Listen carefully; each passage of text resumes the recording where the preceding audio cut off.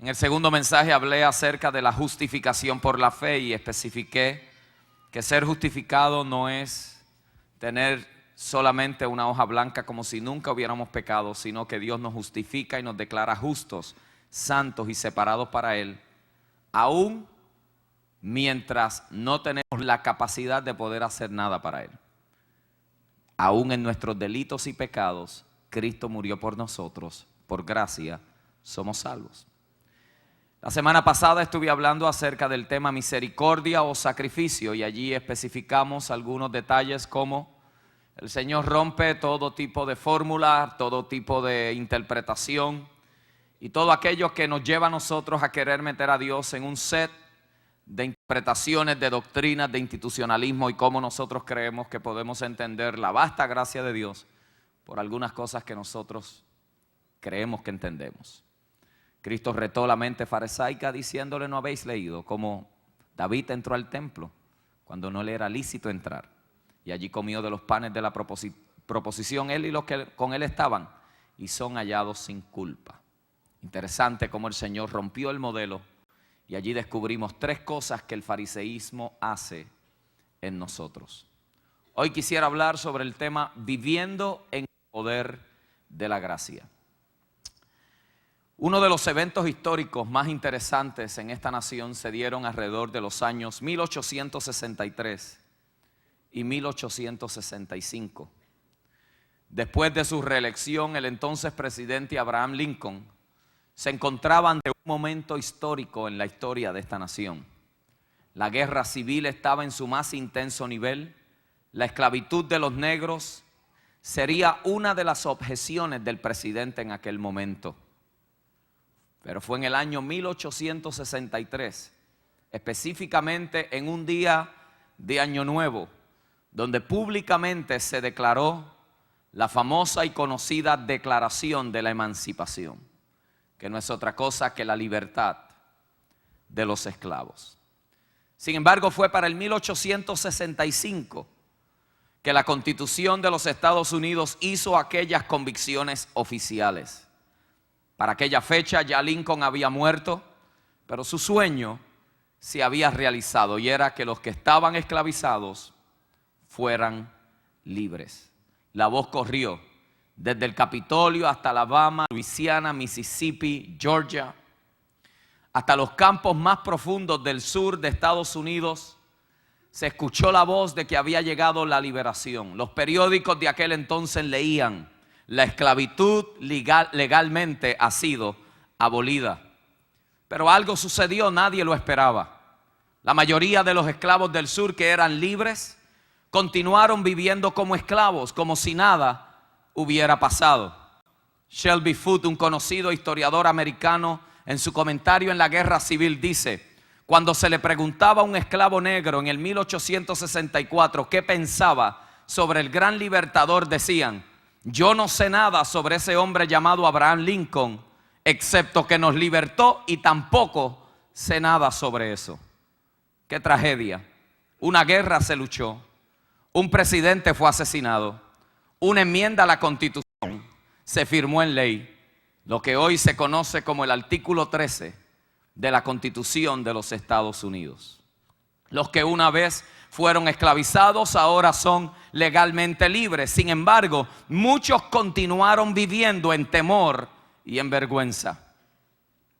Quizás usted dice: pastor, qué trágico, ¿cómo es posible que gente que fueron libertadas y se pagó un gran precio para ellos sigan viviendo como esclavos? Permítame hacerle otra historia que me parece que es más trágica que esta. Tiene que ver con los creyentes, que siendo libres viven como esclavos. Cuando por esa liberación se pagó un gran precio y el gran libertador de los libertadores dio su vida en la cruz del Calvario para que nosotros no tengamos que ser esclavos del pecado más. Sin embargo, cuando empezamos a ver la vida de muchas personas y entender algunas de las dinámicas que se desatan en nuestro comportamiento, empezamos a descubrir que muchas personas prefieren la seguridad de la esclavitud que los riesgos de la libertad. Hay presos que están presos no porque necesariamente quieren cometer crímenes, sino porque afuera ellos no pueden controlar sus pasiones y sus deseos y prefieren estar en la cárcel que estar afuera. Porque vivir afuera implica un grado alto de responsabilidad.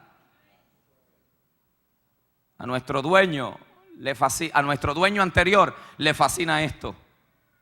A Satanás le encanta que nos mantengamos ignorantes, viviendo bajo culpa, vergüenza, ignorancia e intimidación. Sin embargo, la carta del apóstol Pablo a los romanos la podríamos llamar nuestra declaración de libertad. Es una carta que brega precisamente con todo lo que tiene que ver con nuestra libertad en Cristo. Y me parece que un breve repaso acerca de quiénes éramos y cuál era nuestra condición antes de la libertad nos va a ayudar a entender y a nunca olvidar, hermanos, que nuestra salvación es por gracia, pero también se mantiene por gracia. Los primeros 3 capítulos, si quiero que busque el capítulo 3 de Romanos, donde le indiqué al principio que buscara, se presenta un caso en nuestra contra. El veredicto fue culpable en todas las acusaciones. La sentencia estaba determinada, era muerte. El capítulo 3 recoge todo esto y lo presenta como nuestra condición antes de ser libres o mientras éramos pecadores. El apóstol, para tratarnos de ayudar a entender esto, utiliza 3 analogías que las vemos concentradas en el capítulo 3 del verso 9 en adelante. La primera de ellas es que todos nosotros nacimos en pecado. Mira el verso 10 como está escrito: no hay justo ni aun uno, no hay quien entienda, no hay quien busque a Dios. Todos se desviaron a una, se hicieron inútiles. No hay quien haga lo bueno, no hay ni siquiera uno. Sepulcro abierto es su garganta, con su lengua engañan, veneno de áspides hay debajo de sus labios. Nuestra condición como esclavos del pecado era que no hay ni aun uno justo. Segundo, en el verso 11 se nos indica que no teníamos entendimiento de las cosas de Dios. Yo no sé si a usted le pasó, o usted fue un religioso durante mucho tiempo en su vida y no entendía las cosas de Dios, pero al momento que usted fue salvo por gracia en haber depositado su fe en la persona de Jesucristo, como que algo dentro de usted explotó y las cosas que antes no entendía, ahora las empieza a entender. Antes no entendíamos, ahora entendemos las cosas de Dios. El verso 12 nos da otra declaración de nuestra condición como esclavo. Ningún logro que valiera la pena ante Dios lo podíamos traer. No importa cuántas velas prendíamos, no importa cuántas promesas hacíamos, no importa todo lo que nosotros tratábamos de hacer en la fuerza de nuestra carne para calmar nuestra conciencia que nos acusaba y para calmar la ira de un Dios santo. Nada servía ante la santidad de un Dios que es absolutamente santo. Ninguna de nuestras obras valía la pena. El verso 13 al 20 se nos da otra condición más, y era que estábamos sin pureza, sin paz, sin esperanza, sin temor. Añádale a esto que no teníamos escape, no sabíamos nada sobre libertad, no teníamos idea si se podía salir de esa condición o no. No había posibilidades de escape, éramos reos de muerte, condenados a la perdición. Pero el apóstol Pablo dice: todavía no se ha acabado esto, porque del verso 21 en adelante el apóstol nos empieza a presentar que llegó un día cuando Cristo nos libertó. Para los 2 que me escucharon, déjenme repetir esto otra vez. Llegó un día cuando Cristo nos libertó. Si hubo un día cuando la declaración de libertad fue proclamada a través de los cielos y en las profundidades del infierno, que decía: el pecador es oficialmente libre si recibe por gracia el evangelio y lo que Cristo hizo en la cruz del Calvario. Doctrinalmente esto tiene un término, se llama redención. Redención no es otra cosa que el comprarnos otra vez. Es el precio de mi libertad. Es lo que Cristo hizo para yo poder ser libre. Del verso 21 en adelante al verso 22, el apóstol Pablo nos dice cuál era la condición. Pero ahora, parte de la ley, capítulo 3, verso 21, se ha manifestado la justicia de Dios, testificada por la ley y por los profetas, la justicia de Dios por medio de la fe en Jesucristo para todos los que creen. ¿En quién? en Él, no en sus habilidades, no en sus promesas, no en sus recursos, no en sus contactos, no en sus esfuerzos, sino en Él. Diga, en Él. Note bien, porque no hay diferencia, por cuanto todos pecaron y están ¿qué? Destituidos de la gloria de Dios. Note bien, no hay distinción. Para cualificar para esta libertad no tienes que ser de cierto color, hablar de cierto lenguaje, venir de cierto país, ser educado o tener dinero o cumplir con una lista de requisitos. No hay distinción porque todos somos iguales. Desde el PhD hasta el médico más avanzado, hasta el ingeniero más elocuente, todos necesitan salvación en la persona de Jesucristo porque todos pecaron y están destituidos de la gloria del Señor. Ahora imagínese esta escena. El Señor aparece y nos vio en una parada de esclavos, perdidos, miserables, inútiles, espiritualmente incapaces de cambiarnos y escapar de nuestro dueño, pero movido por compasión y motivado por amor, por gracia paga el precio con su propia vida para nuestra liberación. No había posibilidades, hermano. Usted y yo estábamos reos. Y como decía en esta mañana, si usted cree, mi amado hermano, que usted por cuanto no era un pecador, un drogadicto, un perverso, un abusador, por cuanto usted nunca mató a nadie, los pecados de usted de alguna manera no son tan graves como los de esa gente, permítame decirle que el infierno no tiene compartimiento.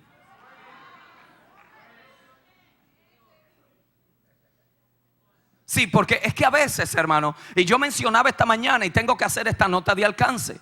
Porque a veces nosotros decimos, bueno, yo no he sido tan malo en la vida, tú sabes. A mí, yo llevo en la iglesia toda mi vida. A mí me criaron en el evangelio. Yo nunca he tirado piedra ni he velado al guardia. Pero si tú le estás sirviendo al Señor y tú crees que tus esfuerzos y que tus buenas obras son los que te hacen a ti ser una persona aceptable delante de la presencia del Señor, permíteme recordarte que eres tan pecador como el criminal que mató 8 personas anoche. Estás tan perdido como la persona que no tiene a Dios en su noticia, porque todos pecaron, están destituidos de la misma presencia del Señor. Imagínense esta escena, todos estábamos en línea, atados, prisioneros, esclavos de nuestras pasiones, esclavos de nuestros deseos, esclavos de nuestras lascivias y lujurias y concupiscencias. No podíamos hacer nada, ahí estamos todos a la merced de la ley, culpables, reos de muerte. Pero aparece el Señor, aparece una subasta, aparece y Él empieza a decir, yo voy a morir por esta, yo voy a morir por este, yo voy a morir por aquel,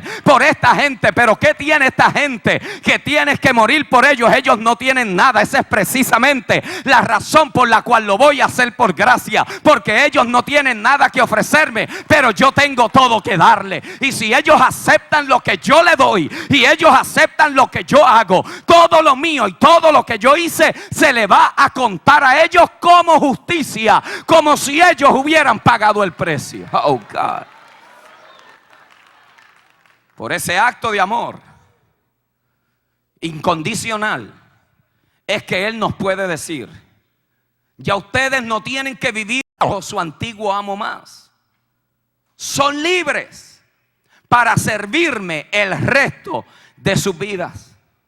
Por su gracia me libertó cuando yo era incapaz, cuando estaba atado, muerto en pecados, perdido, presa de mis pasiones y deseos, sabiendo que yo mismo me estaba destruyendo, pero era incapaz de hacer algo.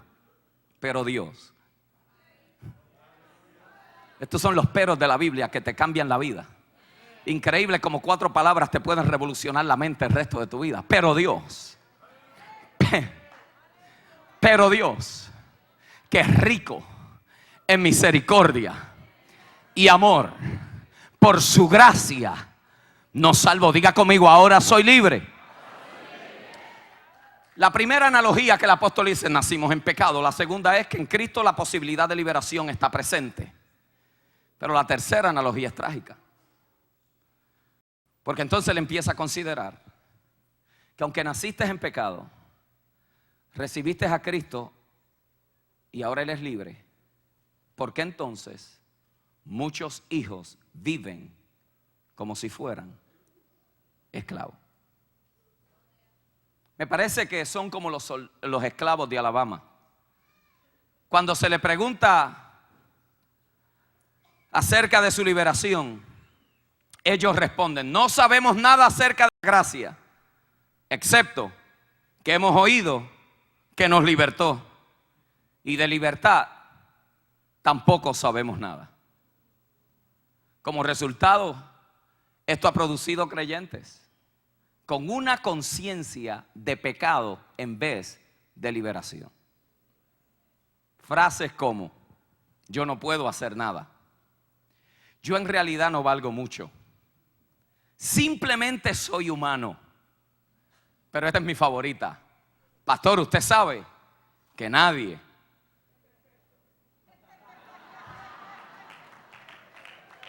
es perfecto.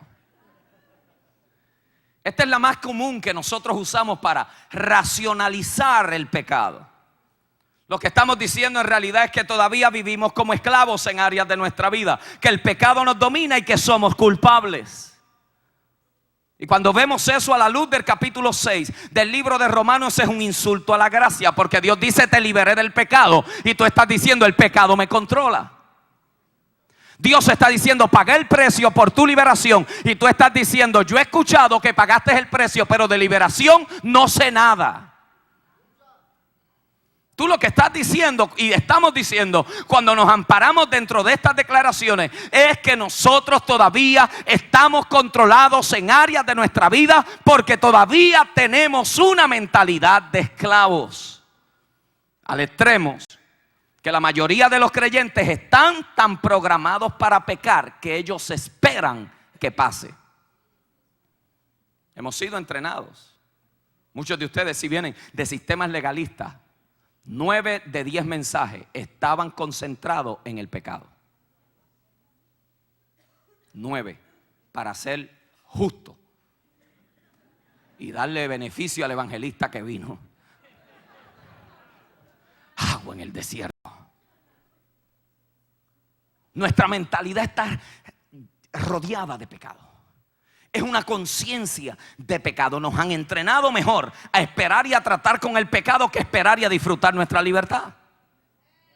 Comenzamos el día con temor al pecado, vivimos avergonzados, sentimos la culpa. Cuando vamos a la cama, en vez de darle gracias a Dios porque ese día vivimos en el poder de la gracia, empezamos a sacar nuestra lista de pecados del día.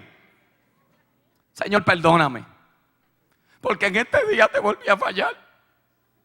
Hay creyentes que yo he oído decir, aquí en esta iglesia no los he oído, pero en otros lugares lo he dicho: pastor, usted sabe que uno siempre está pecando porque esta mente. Vamos a la cama, nos confesamos, no vaya a ser que ese día sea. You know how it is. Déjame confesarme, porque si viene que me coja confesado. Déjame sacarle esta culpa de mí, este sentido de vergüenza porque fallé en este día. Pero escuche bien, cuando usted aprende a vivir en el poder de la gracia, escriba esto, regístralo en su mente, en su espíritu. Cuando usted aprenda a vivir en el poder de la gracia, usted pasará largos periodos sin tener que pecar. I'm going to say that again. I'm going to say that again. Cuando nosotros aprendemos a vivir en el poder de la gracia de nuestro Señor Jesucristo, podemos pasar largos periodos sin tener, oiga bien, sin tener, sin desear, sin anhelar, sin buscar, pecar. No tenemos que tener esa conciencia. ¿Qué pasó, hermanos, con la gracia? ¿Qué ha pasado con la libertad que se nos ha traído? Esto lo decimos en cántico, lo decimos en poema, pero lo entendemos, lo comprendemos, entendemos las implicaciones que esto tiene, entendemos. Mire, mi amado hermano, nuestra mentalidad ha sido tan acondicionada al pecado que aún hasta nuestros cánticos, hermanos, nuestros cánticos revelan la teología que nosotros vivimos. Como nota de alcance, la mayoría de nuestros cánticos son basados en experiencia y no en revelación. Gloria a Dios por el cántico que mueve mis emociones, pero mis emociones no me ayudan a bregar con el pecado. Y gloria al Señor por los cánticos esos bien melancólicos y bien suaves. Y pobrecito de mí, mi culpa y mi pecado te han ofendido. Esa es la experiencia de un individuo que se encontró en ese momento, en esa situación. Pero eso no quiere decir que esa es la verdad de Dios. Oh God, la verdad de Dios para mi vida. Gloria a Dios, porque el cántico se oye lo más mono y se oye lo más lindo y se oye lo más triste y lo más emocional. Pero yo tengo que meterme en mi sistema, no los cánticos que me acondicionan a vivir en una vida de mediocridad y una vida de culpabilidad, sino los cánticos que enfatizan la verdad de la palabra y la revelación de Dios en relación a la gracia y a la libertad que nosotros tenemos en Cristo Jesús, Señor nuestro. Nuestros cánticos forman nuestra teología y nuestra teología determina nuestra manera de vivir. Oh God. Cantamos de experiencias y tenemos que orar que Dios nos dé cánticos de revelación. Cánticos de... ¿Tú sabes lo que es un cántico de revelación? Que tú puedes estar en el momento más frustrado de tu vida y tú no metes tu experiencia humana en la revelación de tu palabra.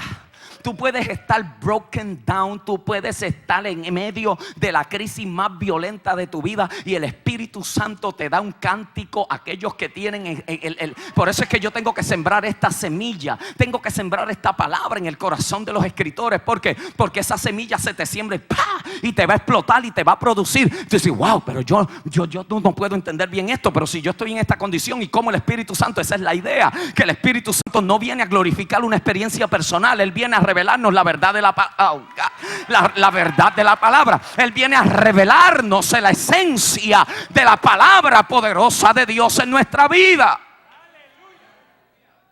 Yo no quiero cánticos que me muevan la emoción, yo quiero cánticos que me hagan saltar el espíritu, porque la única cosa que hace que mi espíritu salte y se regocije. Por eso, mi amado hermano, cuando usted empieza a entender la dimensión del evangelio de la gracia, no es que usted se convierta en un crítico de mensajes, es que se hace sensible a los mensajes que apelan a la mente y los mensajes que revelan la verdad eterna de Dios en el espíritu. Usted sabe ahí dentro, uno está sentado y el mensaje será bonito, será lindo, será emocionante, darán patadas, habrá sudor, toda esa cosa que nosotros le metemos para mover a la gente, pero usted adentro dice, aquí falta algo, aquí le falta algo, porque es que yo sé que yo soy libre desde adentro. Yo sé, me están tratando de hacer sentir culpable cuando yo soy libre, me están tratando de manipular cuando yo tengo la capacidad de decidir. Usted lo sabe. Eso es lo que la carta a los Hebreos trata, que los que han sido ejercitados en el discernimiento del bien y del mal. ¿De qué está hablando toda la carta de Hebreos? Lo que está hablando es de la ley y de la gracia, el viejo pacto y el nuevo pacto. Lo que Pablo está diciendo es, ¿saben qué? Cuando ustedes han sido ejercitados en esta actividad del nuevo pacto, ustedes van a poder discernir las dos cosas. Ustedes van a saber que una cosa estaba incompleta, pero la otra cosa está completa. Ustedes van a discernir que una cosa te llevaba a Dios para cierta cosa, para cierta experiencia, para cierta situación, pero la gracia es inescrutable. La gracia no tiene fin. Te toma de la mano y cuando la ley te dice hasta aquí llegaste, no puedes llegar más, la gracia viene y te dice, negro, ahora es que estás empezando, porque las inescrutables riquezas del evangelio de nuestro Señor Jesucristo nunca fueron contenidas en el evangelio de la ley, solamente en el evangelio de la gracia. ¿Por qué? Porque después que usted viene a Cristo, mi amado hermano, y usted hizo las 10 cositas que se le dijo que tenía que hacer, usted empieza a sentirse frustrado. Muchos de ustedes llegaron a esta iglesia con una frustración que no sabían qué iban a hacer el próximo domingo, porque se encontraron de que adentro su espíritu le decía, Dios es más grande que lo que tú has escuchado hasta ahora, pero su mente le decía, es imposible porque esto es lo único que a ti te han enseñado.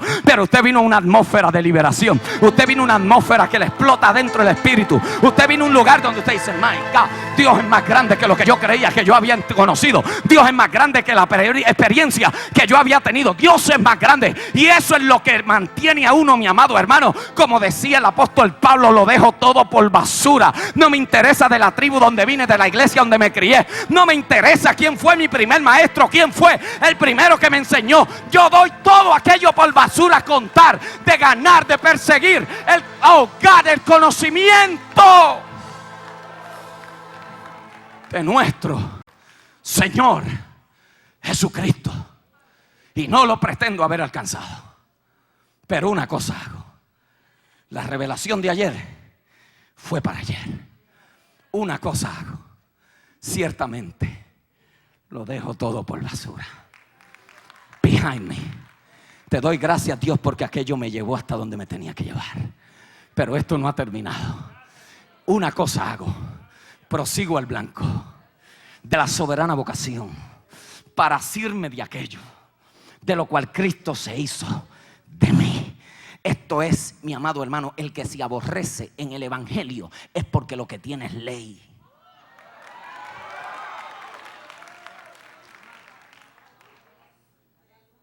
Se lo voy a probar bíblicamente. El libro de Hebreo dice que por causa de que los sacrificios que se ofrecían no hacían perfecto las conciencias de la gente, al sentirse otra vez con el sentido de culpa, tenían que volver a ofrecer los mismos sacrificios cada año. En otras palabras, todos los años era lo mismo. Todos los años era lo mismo. Era la misma revelación de Dios. Yo pecador, tú me perdonas. Yo pecador, tú me perdonas. Eso llegaba, mi amado hermano. Por eso es que si usted va a una iglesia, mi amado, y lo único que le predican es acerca de la ley y acerca de lo culpable y de lo pecador que no somos. Pero si nos empiezan a hablar de la inmensurable, inescrutable, si nos empiezan a hablar acerca de la gracia del Señor y usted dice, wow, pero entonces esto no se ha acabado, esto no ha terminado aquí, esto tiene que continuar, esto tiene que seguir hacia adelante, esto tiene que proyectarse, y usted empieza a sentir esa hambre por las cosas espirituales de Dios. Eso era lo que el apóstol decía. Pero una vez venido Cristo, aquellos sacrificios que no podían santificar a nadie, ha limpiado nuestras conciencias de obras muertas completamente, y ahora yo me puedo perfilar hacia una experiencia profunda con Dios, al extremo que será inagotable esa experiencia. Sí, el apóstol le interesa que entendiéramos esto. Y por eso todo el capítulo 6, vayan allí conmigo, amados, reúne todo un capítulo para ayudarnos a entender la verdad fundamental y central de nuestra libertad. Porque entendiendo el capítulo, se nos provee suficiente conocimiento para vivir y disfrutar nuestra libertad, y vivir también sobre el control del pecado, la culpa, la vergüenza y la derrota. Noten cómo comienza el capítulo. ¿Qué pues diremos? ¿Perseveraremos en el pecado para que la gracia abunde? ¿Qué dice el apóstol? En ninguna manera.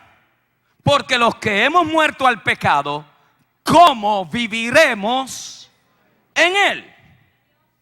Ahora, quizás lo que usted no sabía es que este verso es una respuesta a una calumnia. Porque todo predicador de la gracia se expone a ser criticado, mal interpretado, mal juzgado y perseguido. Vamos allá, capítulo 3 de Romanos.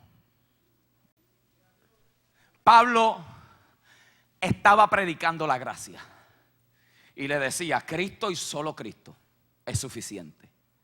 Y no solamente es suficiente para salvarte, es suficiente para mantenerte. Cristo y solo Cristo. Y en el poder de su gracia hay suficiente poder para no tener que buscar la ley como un refugio y no tener que volver a Moisés para sentirte que estás agradando a Dios. Pablo decía, Cristo y solo Cristo.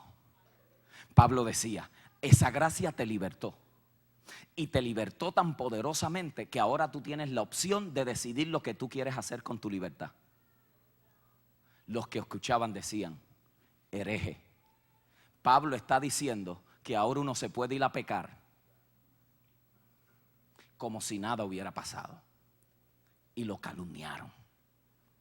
Porque la gente que no entiende siempre juzga lo que no se le ha revelado.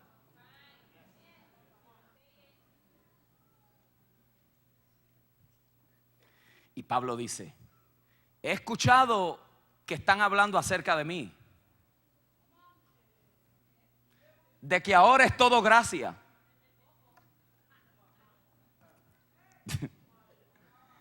Y que estoy diciéndole a la gente que se vayan a pecar, porque al fin y al cabo son libres.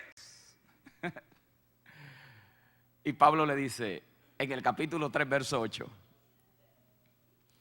¿y por qué no decir como se los calumnia y como algunos cuya condenación es justa, afirma que nosotros decimos, hagamos males para que vengan bienes. Pablo está diciendo, llegó a mi oído, hay gente que nos está calumniando, porque ahora ellos tienen que ser responsables de sus actos. Por eso algunos prefieren la seguridad de la esclavitud que la responsabilidad de la libertad. Y Pablo dice, permítanme responder a esa calumnia. Denme la oportunidad para bregar con esto que están diciendo. Perseveraremos en el pecado para que la gracia abunde. En ninguna manera. Note bien, como el apóstol continúa diciendo, porque los que hemos muerto al pecado, ¿cómo viviremos aún en él? Entonces Pablo hace dos planteamientos. Número uno, los que no reclaman su libertad y continúan viviendo como esclavos, esta gente anula la gracia. ¿Por qué? Porque siendo libres viven como esclavos. Pero él dice, hay otro grupo, y es que los que son libres y van, abusan de la gracia, estos son unos irresponsables. Porque siendo libres, muertos al pecado, ¿cómo es que van a revolcarse en él? Pablo dice, en ninguna manera. Yo no estoy de acuerdo con ninguno de los dos. En otras palabras, eso no fue lo que yo dije.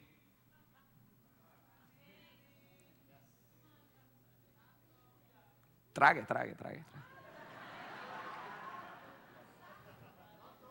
Eso fue lo que usted entendió. Porque ¿cómo perseveraremos en el pecado para decir que la gracia abunde? Pablo dice, en ninguna manera. Porque los que han muerto al pecado no les interesa irse a pecar.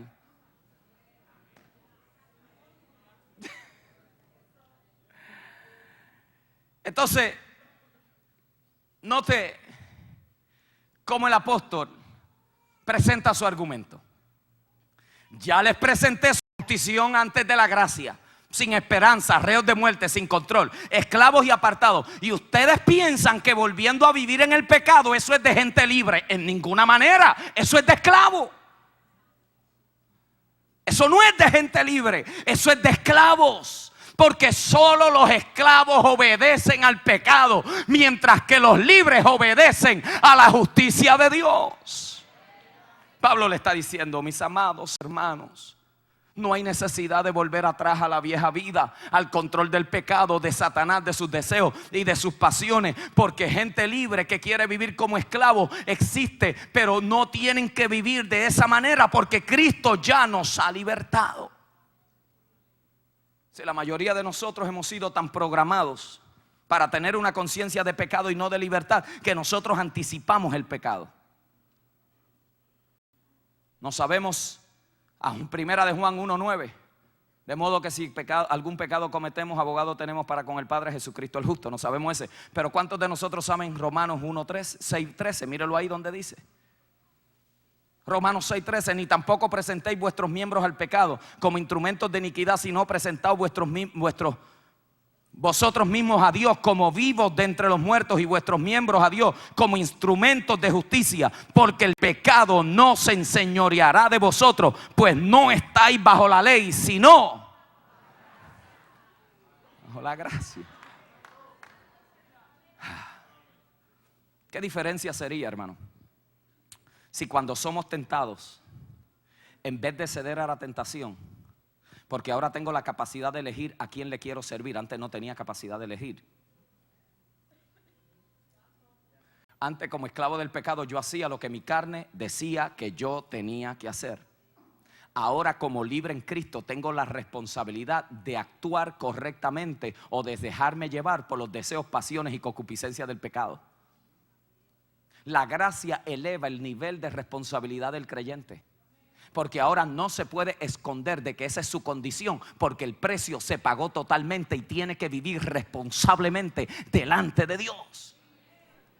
¿Qué diferencia sería si nosotros empezáramos el día de esta manera y cuando somos tentados, somos enfrentados por una tentación, pudiéramos decir esto: Señor, yo soy tu hijo, libre y dependiente de tu poder. Cristo, este es tu día, exprésate a través de mí, trabaja a través de mis ojos, de mi boca, y que cada pensamiento y acción exprese tu victoria. El pecado no tiene autoridad sobre mí, pues yo ahora vivo en ti y estoy muerto para el pecado. ¿Qué diferencia sería si nosotros nos paráramos en la palabra poderosa del Señor, en vez de pararnos en nuestras emociones y lo que nosotros creemos que Cristo hizo, y no la revelación de la gracia de Dios en nuestra vida? Permítame someter ante ustedes tres cosas para vivir sobre el control del pecado y vivir en el poder de la gracia. Tres condiciones necesarias para esto. El apóstol la presenta desde el verso 3 en adelante, en esa carta del capítulo 6 a los Romanos. Son tres palabras que expresan una profunda realidad de lo que ha sucedido en la cruz del Calvario y nuestra responsabilidad en la gracia. Número 1 es saber. Está en el verso 3. ¿O no sabéis que todos los que hemos sido bautizados en Cristo hemos sido bautizados en su muerte? Lo segundo es considerar. Verso 11: así también vosotros consideraos muertos al pecado, pero vivos para Dios en Cristo Jesús, Señor nuestro. Y la tercera es presentar. Verso 13: ni tampoco presentéis vuestros miembros al pecado como instrumentos de iniquidad, sino presentaos vosotros mismos a Dios como vivos de entre los muertos, y vuestros miembros a Dios como instrumentos de justicia. ¿Qué es lo que tenemos que saber? Número 1, porque dice: o no sabéis. ¿O no sabéis? ¿Qué debemos, de saber? ¿Qué es lo que el apóstol Pablo nos exhorta que nosotros debemos de conocer y de saber para vivir sobre el pecado y tener victoria sobre la tentación? Número 1, él nos dice ahí, dice: no sabéis que habéis sido bautizados en Cristo Jesús y que hemos sido bautizados en su muerte. Este bautismo es el bautismo en seco. Algunos dirán: ya viene con otra cosa más. Estamos digiriendo esto y viene con otra más. Es en seco porque es el bautismo antes de usted mojarse.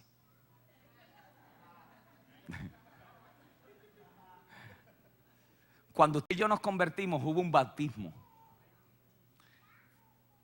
al cuerpo de Cristo. Ese bautismo es seco, porque ese bautismo es la obra del Espíritu Santo que hace posible que usted se conecte a la vida del cuerpo de Cristo. Por eso no sabéis que habéis sido bautizados en Cristo Jesús y habéis sido bautizados en su muerte. Ese bautismo es en seco.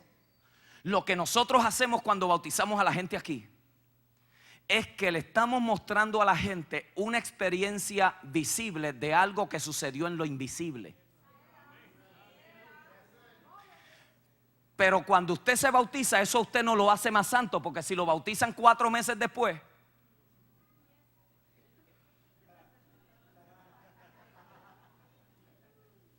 y en algunos lugares que hay que probar que uno se salvó de verdad.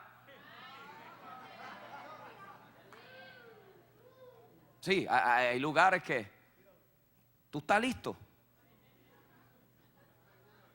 ¿Qué es estar listo? Deja esto y esto. Olvídese de los pecados secretos.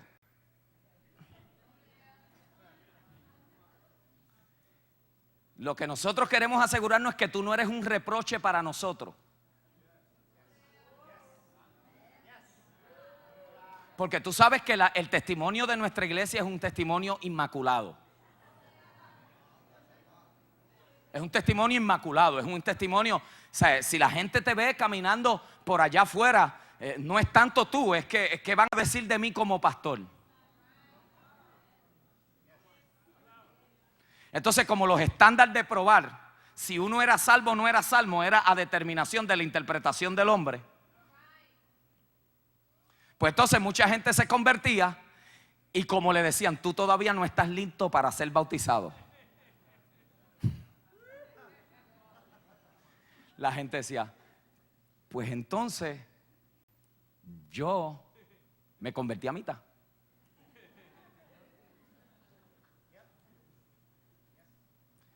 Entonces, desde ahí empieza nuestra mente legalista. Desde ahí. Que yo me preparo para bautizarme para que entonces Dios me pueda recibir.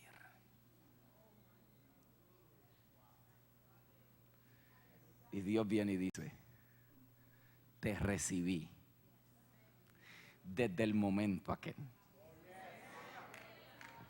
Quizás levantaste tu mano en el culto, quizás leyendo aquel tratado, abriste tu corazón. ¿O acaso tú no sabías que yo sabía, que tú no sabías, que en tu pecado tú jamás podrías responder a mi llamado? Pero por pura gracia te provoqué el querer como el hacer. Respondiste voluntariamente a mí. Viniste a mí. Yo sabía, mi hijo, que tenías un vicio de fumar. Yo sabía que tienes unas cosas en tu pasado que tú mismo te avergüenzas de ella. Yo lo sabía, pero si yo te hubiera aceptado en base a eso, te tengo que desaceptar semanalmente, porque todavía hay cosas que siguen saliendo de lo más profundo de tu corazón, hijo mío. ¿Crees que yo no sabía lo que estaba en lo más profundo dentro de tu corazón? ¿O no fui yo el que te dije engañoso es el corazón más que todas las cosas? Y cuando tú creías que me estabas agradando, la semana después dijiste algo que nunca quisiste decir y ¡pum! Se te chispoteó.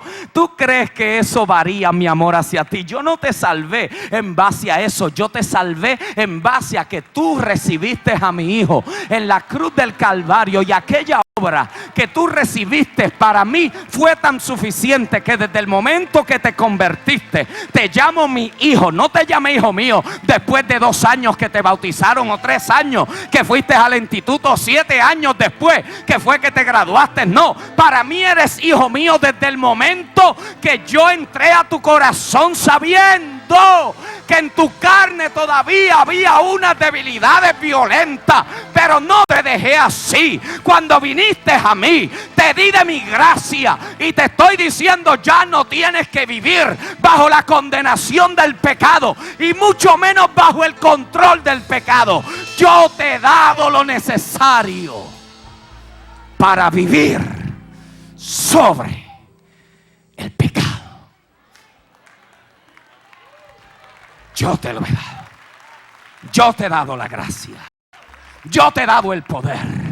Oh, hermanos, estos textos que para mí antes no tenían mucha explicación, yo decía, ¿qué querrán decir? El poder de Cristo que actúa poderosamente en mí. Fortaleceos en el poder de su fuerza.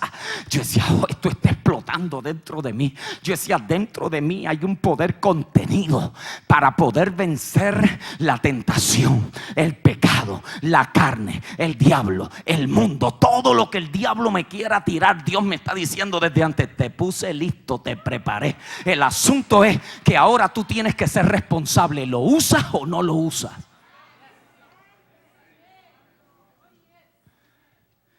¿Lo usas o no lo usas? It's your decision. Ya yo hice lo que yo tenía que hacer. Ahora te corresponde a ti saber lo que yo hice. ¿O no sabéis que los que han sido bautizados en Cristo? La palabra que el apóstol usa es la palabra bautizo.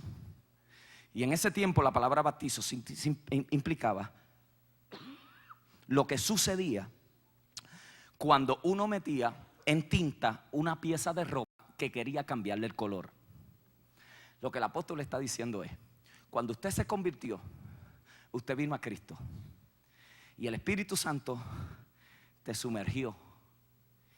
Y cuando saliste, eso es lo que se representa en el bautismo. Entró seco y salió mojado, eso es todo.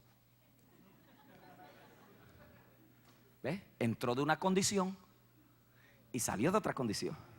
Pues mire, cuando usted y yo nos convertimos, a este altar llegamos pecadores, muertos, reos de muerte, culpables, sentenciados, sin esperanza, sin Dios. Al momento que usted hizo esto, oh God, ahí va un hijo,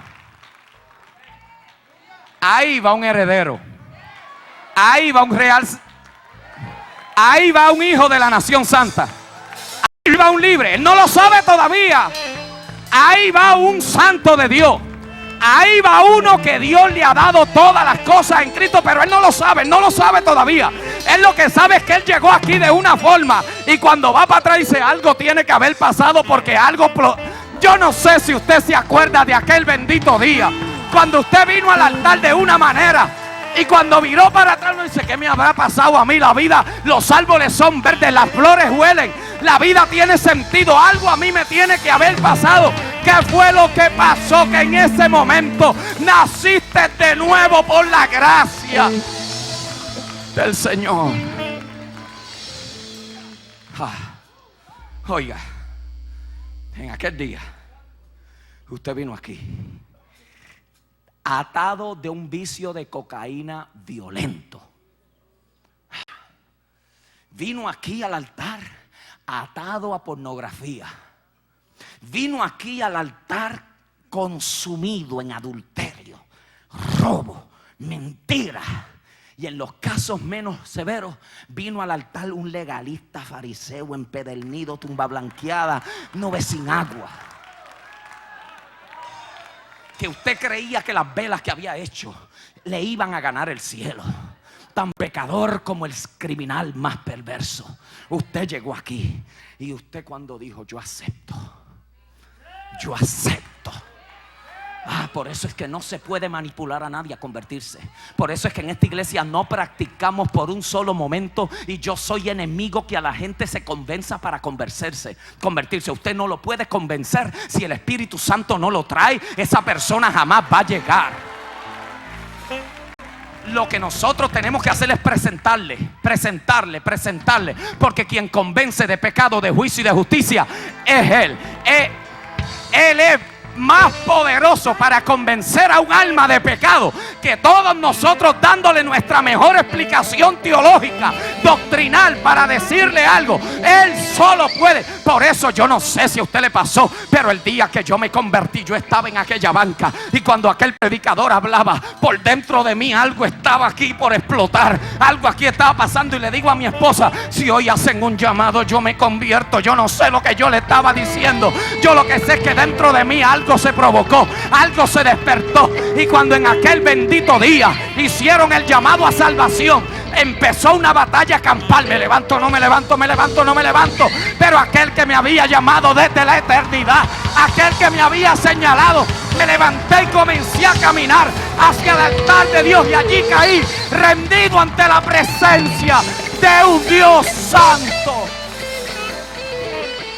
Llegué atado, llegué confundido, llegué esclavo del pecado, llegué prisionero. Listen to me. Yo no soy más libre hoy que lo que Él dijo que yo fui cuando me convertí. ¿Sabe cuál es la diferencia, po? Que cuando yo me convertí no sabía. Yo no sabía. Yo no sabía vivir como libre, porque no entendía cómo vivir como libre. Eso es lo que Pablo le está diciendo. No sabéis. No sabéis. Tenemos religión en el sistema, pero sabemos. Tenemos doctrina. Nos defendemos las constituciones de nuestros movimientos, organizaciones, instituciones. Sabemos lo que pasó en la cruz. Sabemos lo que es bautizado en el cuerpo de Cristo, y que cuando te levantaran de allí, como la camisa se levantaba de otro color, porque se identificaba y su identidad cambió totalmente. Pablo lo que está diciendo: cuando ustedes lo sumergieron y salieron del cuerpo, ustedes eran otra persona desde el momento. Lo que pasa es que no sabían.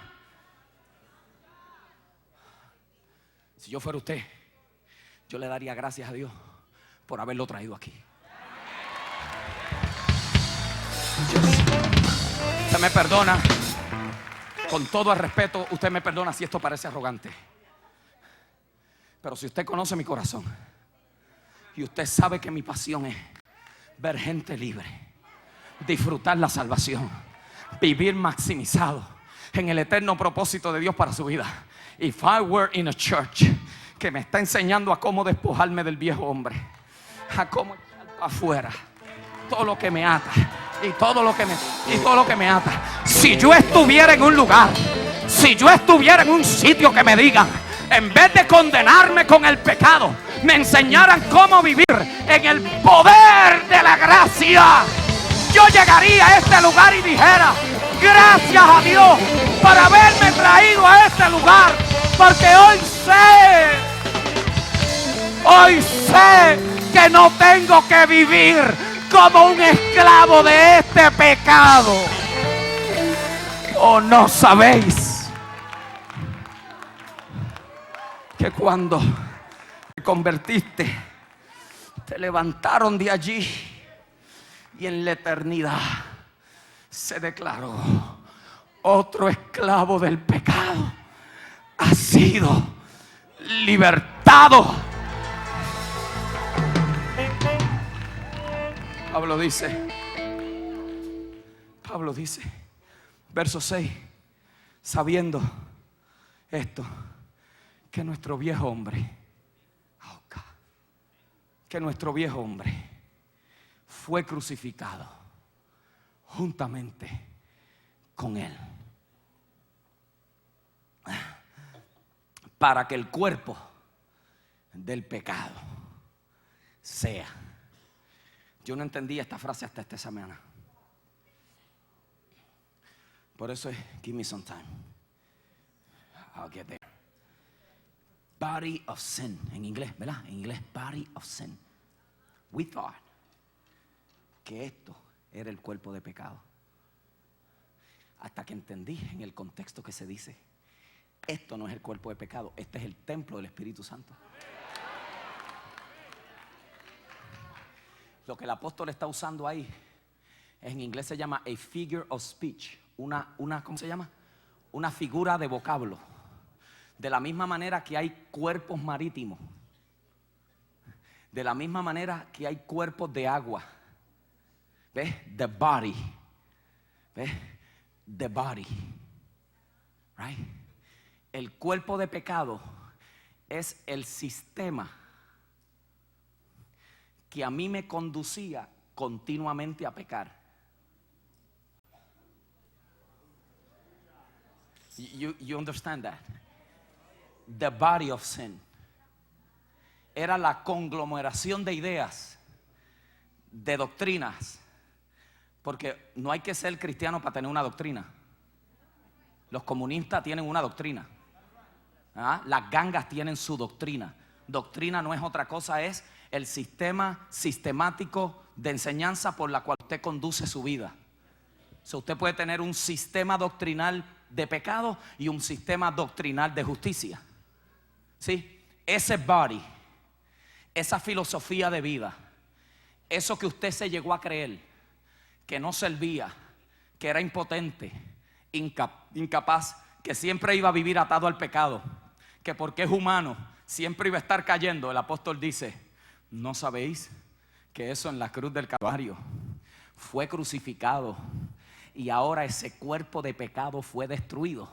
En otras palabras, hay un nuevo sistema por el cual ustedes pueden conducir su vida y no los conduce al pecado, lo contrario, lo conduce a la justicia.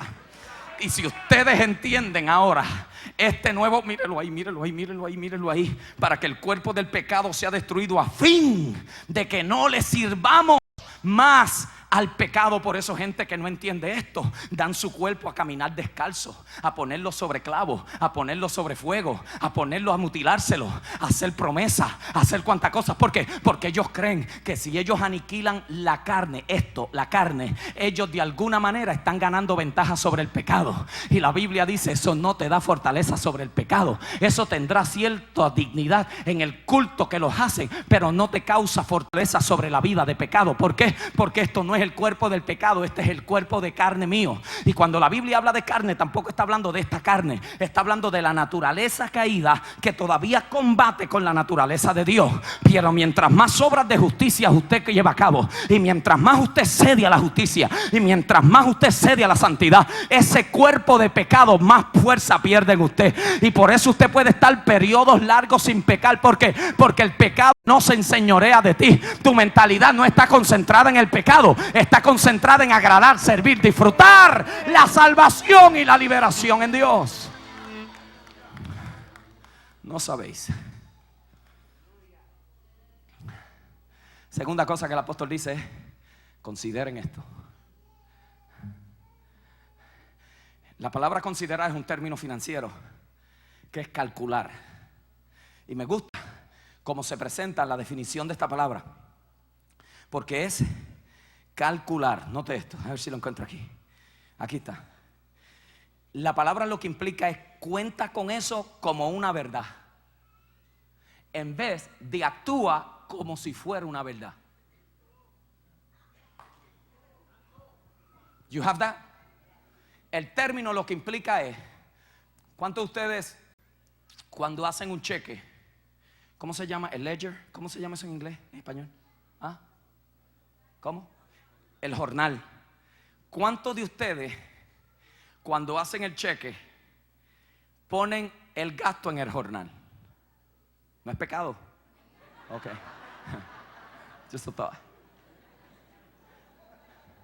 Oye, ustedes no saben llevar la chequera. Yo una clase de finanzas. Lo que usted está diciendo es: yo estoy actuando como que ya yo gasté este dinero. Right?